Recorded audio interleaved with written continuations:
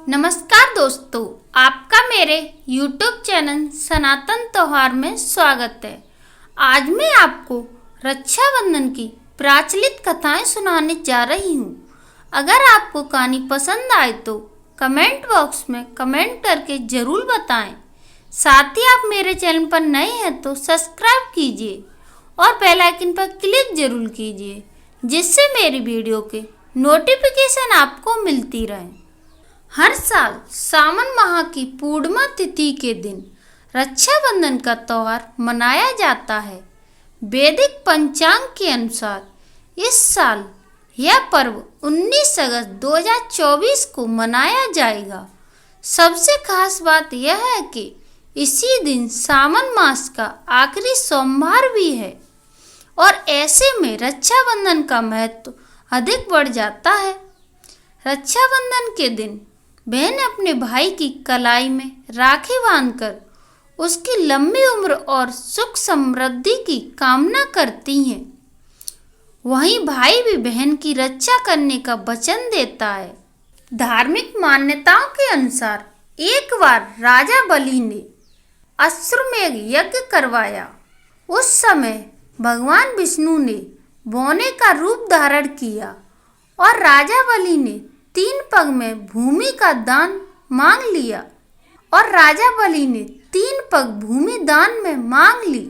राजा बलि इसके लिए तैयार हो गए और जैसे ही उन्होंने हाँ कहा, वैसे ही वामन रूपी भगवान विष्णु ने धरती और आकाश अपने दोनों पगों में नाप दिया। इसके बाद उनका विशाल रूप देखकर राजा बलि ने अपना सिर उनके चरणों में रख दिया और भगवान से वरदान मांगा कि जब भी मैं भगवान को देखूं तो आप ही नजर आए। हर पल सोते जागते उठते बैठते आपको देखना चाहता हूँ। भगवान ने उन्हें वरदान दिया और उनके साथ रहने लगे। जिसके बाद माता लक्ष्मी परेशान हो गई और नारद मुनि को सारी बात बताई। नारद मुनि ने कहा कि आप राजा बलि को अपना भाई बनाकर भगवान विष्णु के बारे में पूछो। इसके बाद माता लक्ष्मी राजा बलि के पास रोते हुए पहुंची तो राजा ने पूछा कि आप क्यों रो रही हो, मुझे बताइए, मैं आपका भाई हूँ। यह सुनकर माता लक्ष्मी ने राजा बलि को राखी बांधी और भगवान विष्णु को मुक्त करने का वचन दिया। तभी से रक्षाबंधन का त्यौहार मनाया जाता है। दूसरी कथा के अनुसार एक बार असुर और देवताओं के बीच युद्ध हुआ और इस युद्ध में असुर काफी हावी हो गए।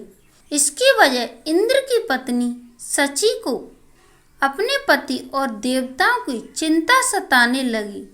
फिर उन्होंने इंद्र के लिए एक शक्तिशाली सुरक्षात्मक धागा बनाया और कहा कि तभी से शुभ कार्य में जाने से पहले हाथ में मोली बांधने की परंपरा शुरू हुई।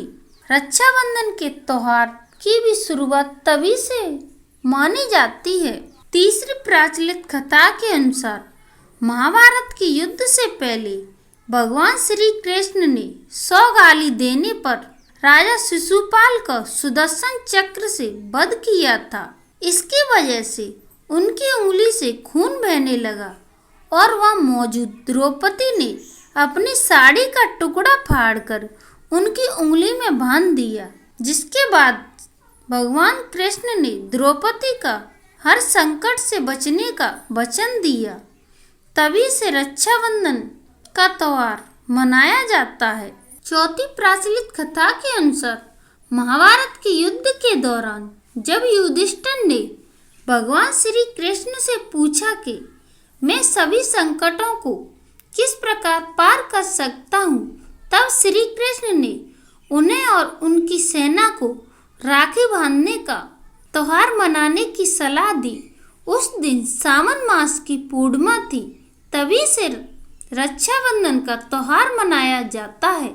पांचवी कथा के अनुसार चित्तौड़ की रानी कर्णवती ने गुजरात के सुल्तान बहादुर शाह के आक्रमण से अपने राज्य और अपनी रक्षा के लिए सम्राट हुमायूं को एक पत्र के साथ राखी भेजकर रक्षा का अनुरोध किया।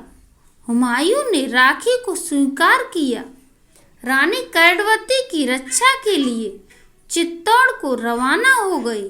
हालांकि हुमायूं के बचने से पहले ही रानी कर्णवती ने आत्महत्या कर ली थी।